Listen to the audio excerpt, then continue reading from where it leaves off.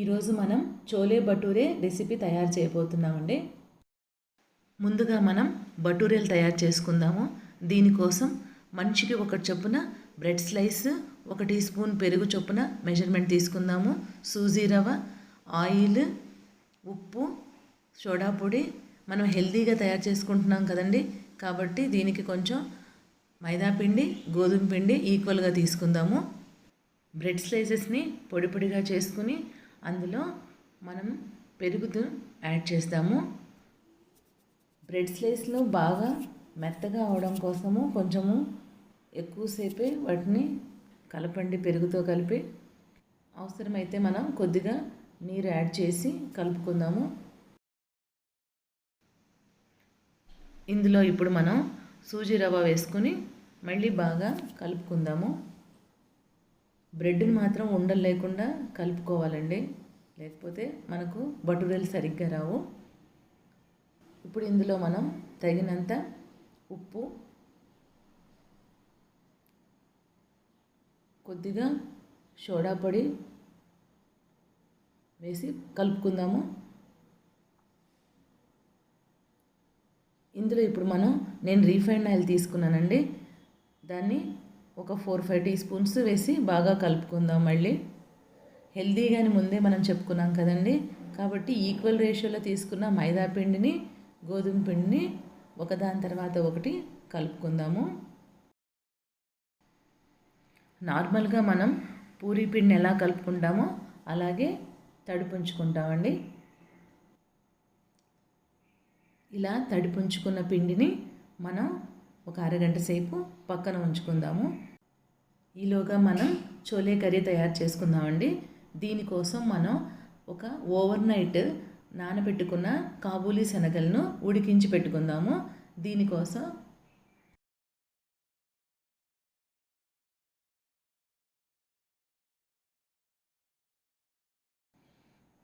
ముందుగా స్టవ్ వెలిగించి ప్యాన్ పెట్టి అందులో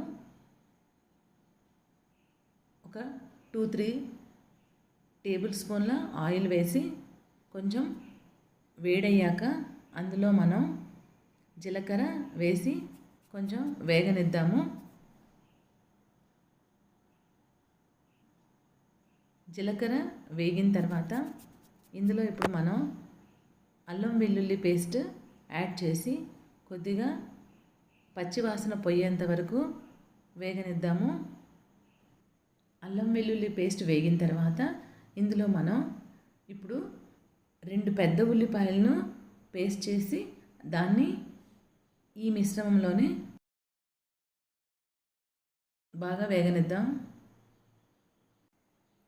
ఈ ఉల్లిపాయ పేస్ట్ కూడా వేగిన తర్వాత ఇందులో ఇప్పుడు మనము ఒక 2 టమాటో పళ్ళను ప్యూరీగా చేసుకుని దాన్ని ఇందులో యాడ్ చేద్దాము. నూనె ఇలా పైకి వచ్చేంత వరకు వేగిన తర్వాత ఇందులో ఇప్పుడు మనం తగినంత ఉప్పు,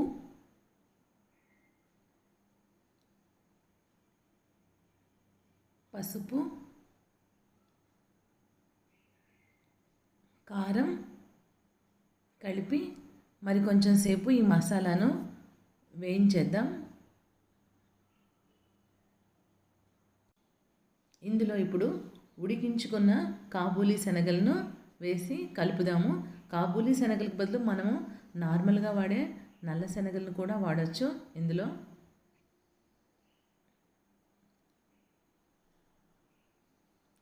ఇప్పుడు మనం కొద్దిగా జీలకర్ర పొడి, ధనియాల పొడి,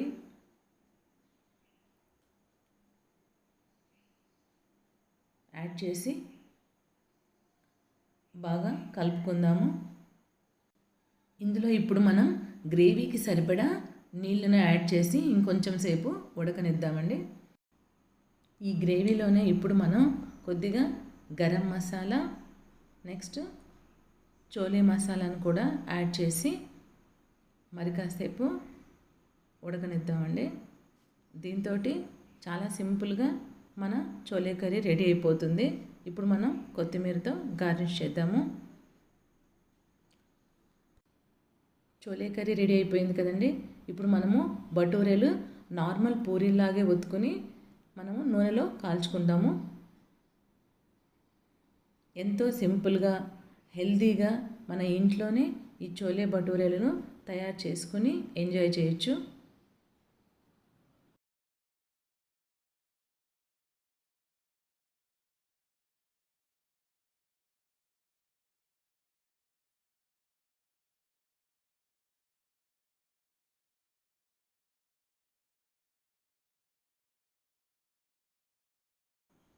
మీరు కూడా ఈ రెసిపీని ఇంట్లో తయారు చేసి టేస్ట్ చూసి ఎలా ఉందో కామెంట్ బాక్స్లో మాత్రం చెప్పడం మర్చిపోకండి.